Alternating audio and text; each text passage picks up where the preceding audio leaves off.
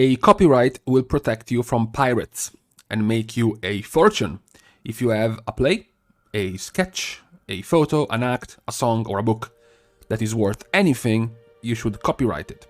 Don't take chances when you can secure our services at a small cost. Send for our special offer to investors before applying for a patent, and it will pay you. Handbook on your patents are going to be sent for free. We advise if the work is patentable or not for free. We incorporate stock companies for small fees. Contact us. This is one of the first adverts for copywriting. In 1790, May the 31st, the first Copyright Act was passed in the United States. This was about 130-ish years or so later than when it passed in Great Britain, and the concept was more or less the same. You pay for a registration and you're gonna get copyright protection. So whoever didn't have the government grant, whoever didn't have the government mark on their printers was seen as an illegal, a pirate, a falsifier. It is pretty good to see that a system like this, a copyright system, has evolved in over 200 years, and now we have gotten to the point where if you put a song for 10 seconds in a 25-minute video, YouTube is going to hit you with a copyright strike. That is exactly why this system was introduced over 200 years ago. Now, what we're talking about today is the complexity and the difficulty in playing tanks. I myself, in the last few expansions, have played almost all of the tanks at either Mythic Plus or Mythic rating level. The only one who has been off the most, honestly, has been Vengeance Demon Hunter, and the ones who I have played the most have been Protection Paladin, Brewmaster Monk, and Guardian Druid, and I wanted to give an outlook on how complex they are to play, because just like we have done for the healers yesterday, some people might be taken off by the complexity of a spec. Maybe, as I mentioned, they were looking at a spec to play and they were interested because the spec seemed fun. Maybe they were interested because the spec played very fast, or maybe they played slow and they enjoyed the spec being slow. They are also interested in whether or not the spec is meta and is not being treated like a black sheep, like a leper, but then they realize that the spec is too complicated, has too much of a high skill floor, so it's difficult to get into it, and they just lose interest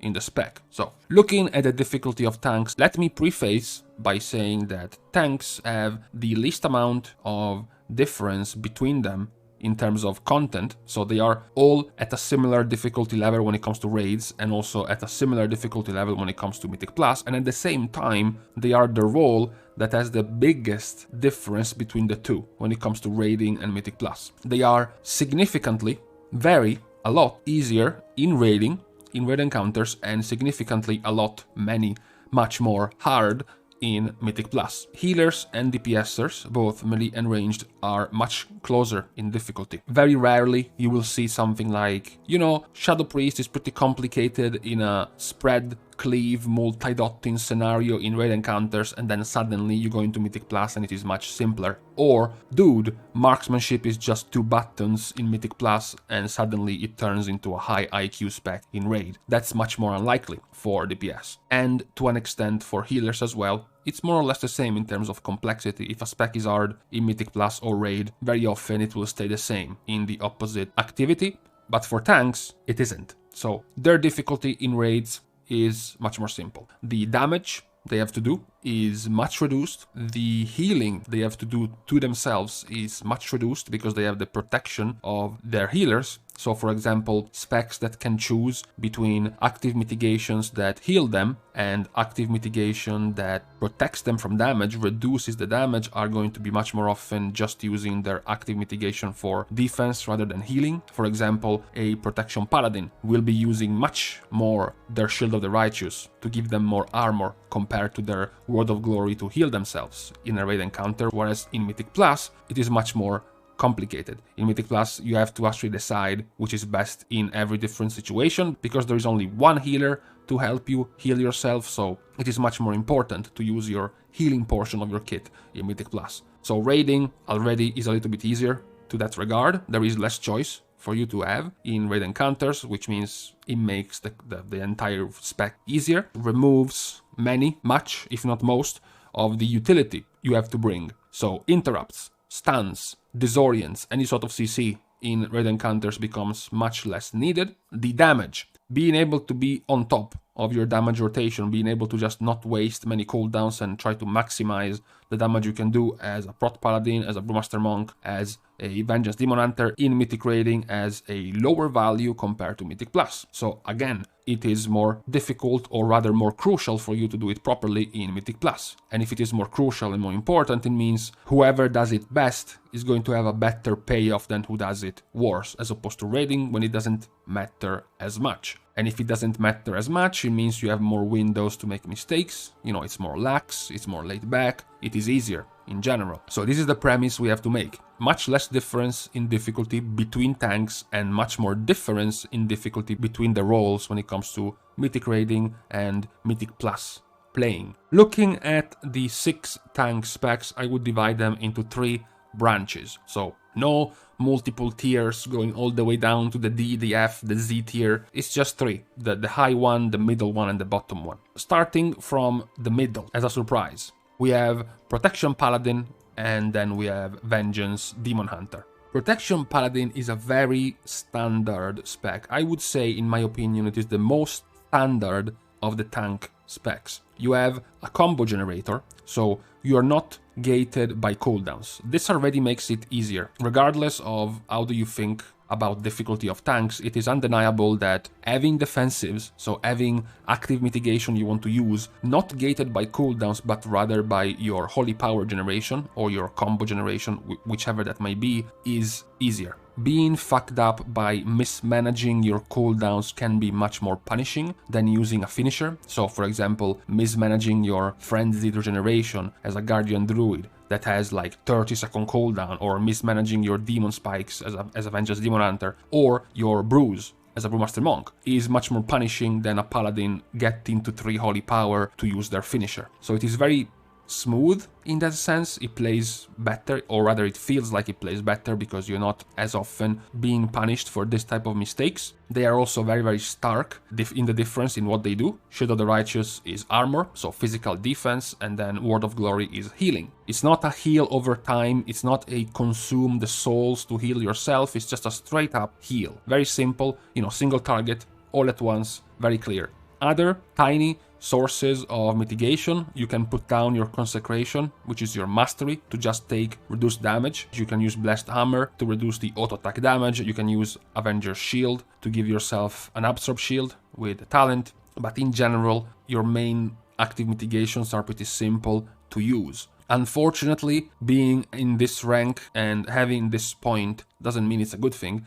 Your defensives are not very difficult to use, and they're not very strong. You have Ardent Defender and you have Guardian of the Ancient Kings. Guardian of the Ancient Kings has a massive cooldown, while being decent, a strong cooldown you can say for tanks. Definitely not fitting what you want to do in Mythic Plus. This cooldown is way too big. And then you have Ardent Defender, which can be very short cooldown, it can be very fast, but it is not a very powerful one. 20% damage reduction. It's half of what Vengeance Demon Hunter gets on Firebrand, for example, and it even has a shorter cooldown than Ardent Defender. What also helps Paladin being in this comfortable zone in terms of difficulty is that its main mitigator, right, its main defensive ability is also the ability they use to do damage. This is a unique thing. When you look at Guardian Druid, they don't do damage with Iron 4 or Frenzied Regen. When you look at Warrior, they don't do damage with Shield Block and Ignore Pain. And then you have Soul Cleave, which doesn't do too much damage, and then Demon Spikes, which does 0 damage. Same goes for the Brews of Brewmaster, and also very little damage comes from Death Strike of Blood Decay. Paladin is the only one that uses Shield of the Righteous to do lots of damage. So it also makes this even easier, right? Your damage rotation is part of your active mitigation rotation. You are using Shield of the Righteous anyways to do damage.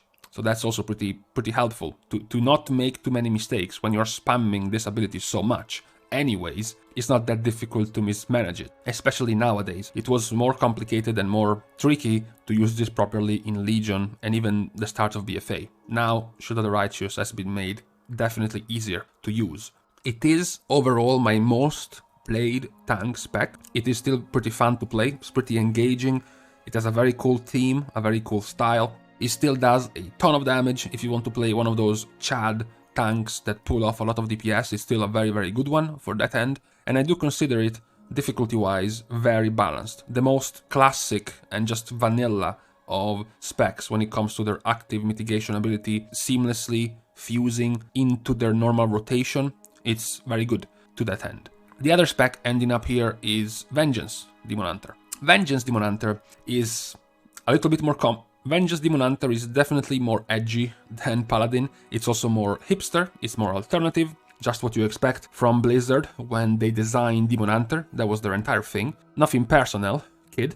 In most of their abilities, their rotation, or rather their priority system, they don't really have a rotation, and most specs don't really have a rotation anymore, is centered around Soul Cleave, Fracture, Immolation Aura, and Demon Spikes. Fell Devastation and Elysian Decree and Firebrand are their 1 minute pack cooldowns that is making them so strong in Mythic Plus, and then all the rest is their normal spammy rotation. The active mitigation of Vengeance is a little bit simpler. Even though I mentioned that Prot Paladin is kind of easy already, this is mostly because Soul Cleave is spammed even more than Shield of the Righteous. You can barely even mention it as an active mitigation, considering it's just part of your usual rotation and you will keep using it a lot of times. It is effectively your most clicked ability during a Mythic Plus key or even a boss fight. So it's really difficult to consider this a high IQ, think carefully before using your active mitigation type of deal when it's the thing you spam the most. It's your Crusader Strike, it's your Frostbolt, it's your Thrash. It's not something that requires a lot of thinking to use properly. And then you have Fracture, which is spammed almost as much as Soul Cleave. So again, there isn't really much or too much complexity behind this entire system centered around soul fragments. Immolation Aura is also something that you use mostly on cooldown without too much repercussions on your rotation, too much difficulty put on you or pressure put on you to use this very, very properly. Not that difficult to that extent. And as I mentioned, most of their thing is carried by their trio. The trio of Firebrand, Elysian Decree, Fell Devastation. The only, smart and knowledgeable and skill expression like abilities inside the Vengeance Demon Hunter kit are Demon Spikes, the usage of their sigils, particularly the Fear, the Chain, the Interrupt sigils, which have to be used at good times. This is a good example of, the difference between the good and the bad players, as well as their active mitigation Demon Spikes. Demon Hunters don't really have anything else other than Demon Spikes when it comes to active mitigation, given how much they are spamming normally their Soul Cleave and Fracture, which makes Demon Spikes pretty important to use properly. Eventually, you will also learn that most of the time you will just use Demon Spikes back to back at the start of your pool, together with your bunch of cooldowns, just like you do in Mythic Plus keys. You front load all your stuff in the first 20 or so seconds or 15 or so seconds of the pool, and then you fucking bail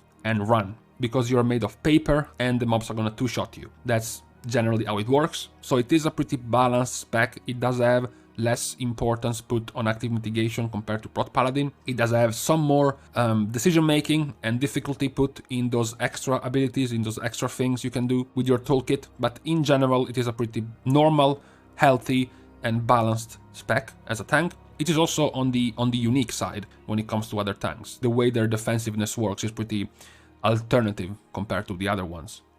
Now, talking about the other ones, we are going down to the bottom, to the two simplest of tank specs. We have Guardian Druid and Protection Warrior. For eons, we have heard that Guardian Druid was basically the simplest tank spec. This has been a thing for years and years and years, and it hasn't really changed too much. It has changed a bit, but not enough to not make it the simplest of the tank specs. Guardian Druid, in the end, it's basically just spamming Thrash. That's what it is. You cannot properly spam Thrash until you are in your cooldown, in which case, off you go, do nothing but click Thrash for 30 seconds. That's the extent of a Guardian Druid. Most of the other stuff is more or less inconsequential. Things like Maul, Swipe, Mangle, it's just whatever. What you care about is Thrash. What you care about is stacking your Iron Fur. Every now and again, you will have to use Frenzied Regen. As I mentioned, in Mythic Plus, it's gonna happen a little bit more often. But in general, it is a very, very, very simple spec. There is always the caveat. I mentioned this when it came to the speed of the spec. I mentioned when it came to the fun level of the spec. Every time we have to talk about Druid, in this case in particular about Guardian, you can use your off forms to increase the difficulty. You can use your Heart of the Wild, you can use your Balance Affinity or even your Restoration Affinity to go and do other things.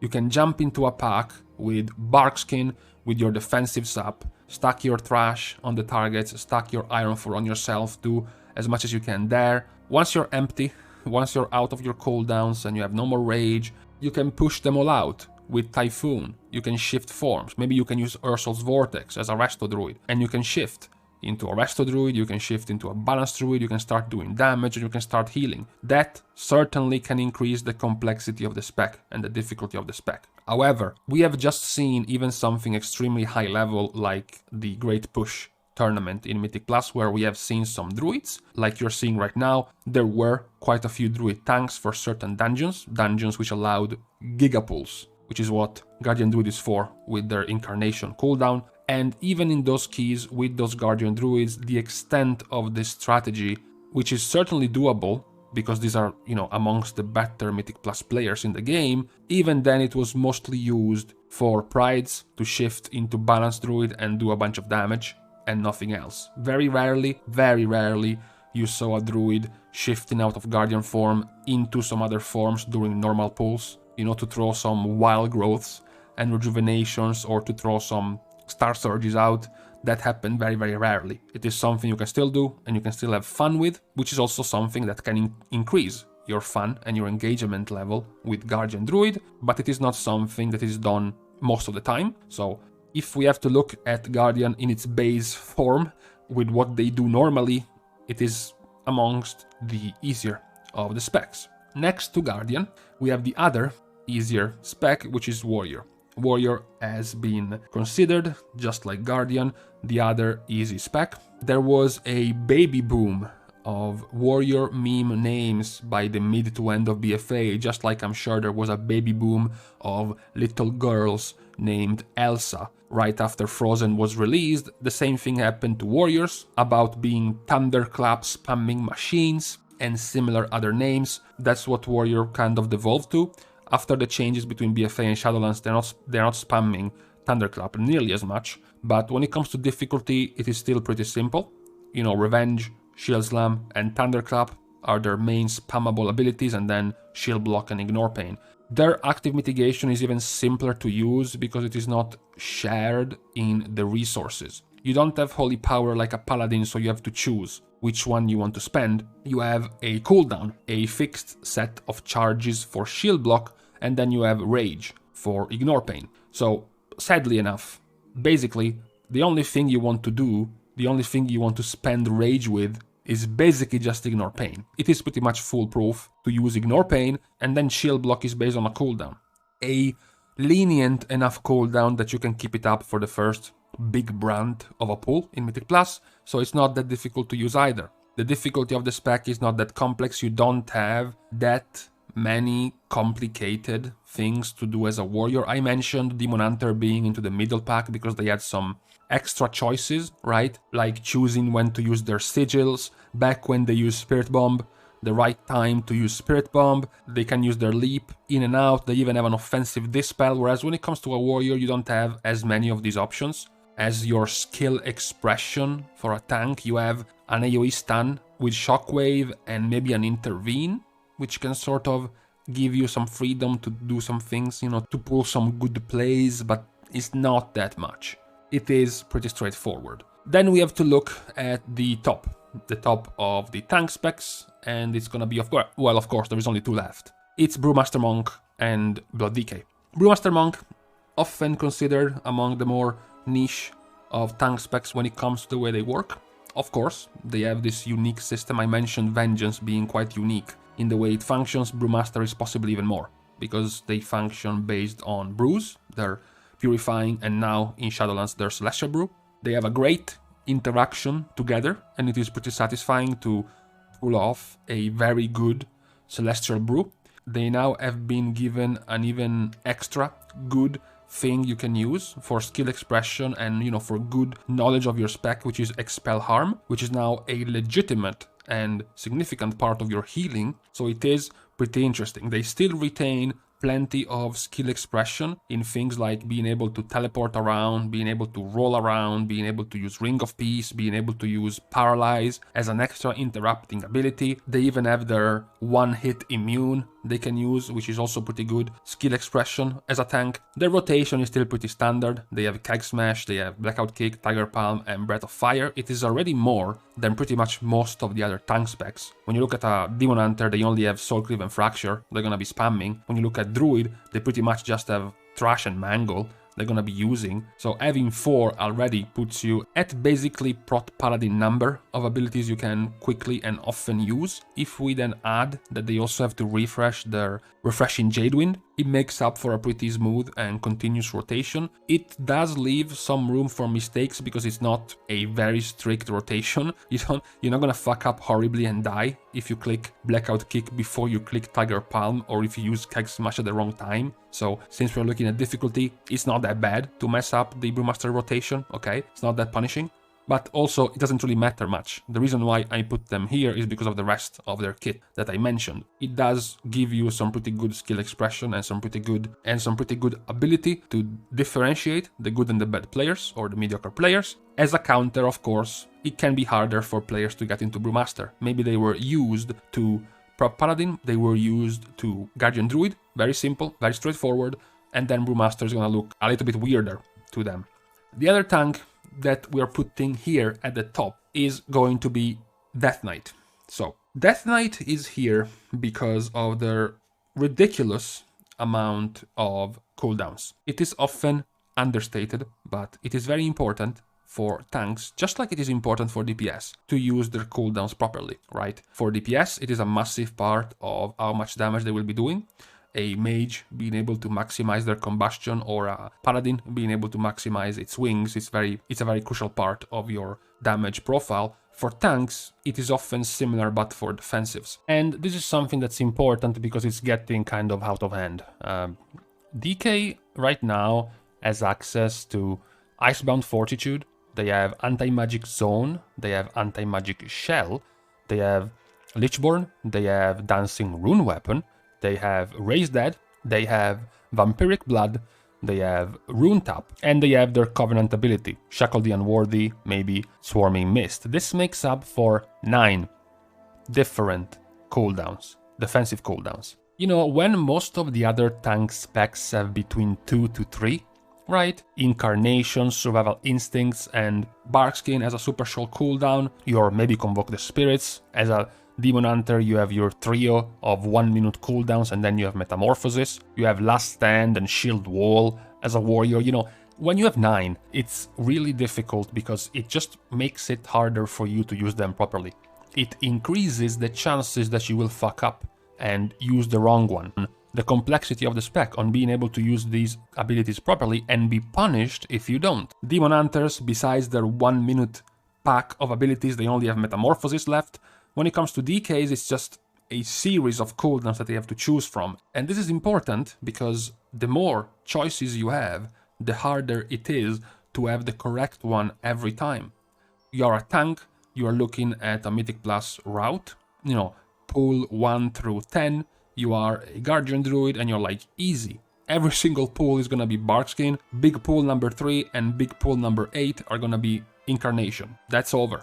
That's my entire planning. But when you look at a Blood DK, you're like, okay, where do I put Dancing Rune Weapon? This pack is going to get a lot of physical damage, so I need Dancing Rune Weapon for the parry. Meanwhile, this pack is going to be lots of magical damage, so I want Vampiric Blood to increase my HP and increase my healing. Maybe I can use Lichborn for the leech together with a couple of rune taps, maybe even a Raise Dead with an explosion on this pack, and then for the last one, I'm just gonna straight up use Icebound Fortitude and give myself a 30% DR. It adds for much more complexity to the build in choosing the correct cooldowns at any given moment. And if this wasn't enough, Blood Death Knight also has the extra difficulty that they do have the hardest. This is, without a doubt, the hardest setup of active mitigation of any tank. Their only major active mitigation is Deathstrike, because they build up Bone Shield stacks with Marrowrend, which is basically supposedly their first type of active mitigation, which is armor, right? Demon Spikes to Demon Hunter gives armor, Shield of the Righteous to Paladin gives armor, Iron Fur to Druids give armor. Death Knights simply have Mourrend, just 2 or 3 Mourrends to give you enough charges and that's it. It is passive. The complicated part is Deathstrike. It is not very simple. It is not something that you click and you know you are protected like every other tank. Oh, I am just clicked, 4 Iron Firsts in a row. I'm super tanky. Okay, I landed in, I jumped in on the pool, and I opened up with Demon Spikes. Now I'm tanky. For DKs, they have to actively get themselves low HP and actively use Deathstrike to heal themselves back up. They basically have to gamble with their own HP. They have to set up the runic power to stockpile multiple uses of Deathstrike, get themselves low so that they can spam that Deathstrike and bring themselves back up at full HP. It is much more complex and has a much higher window and room for mistakes and bad plays than other tanks' active mitigations. So if the defensive abilities, the number of defensive cooldowns usable to them weren't enough, they even have the more complex, the more prone to mistakes types of active mitigation of other tanks. Which makes it all the more hilarious because they also have the weakest of the damage right now. They are also the more immobile of the tank specs. So yeah, it seems pretty unfair at the moment that Blood DK is in this state. It's pretty weak compared to all the other tanks, despite being the more complex and the more unforgiving, which is kind of funny. I mean, not funny for Blood DK players, for sure, but for everyone else, I guess.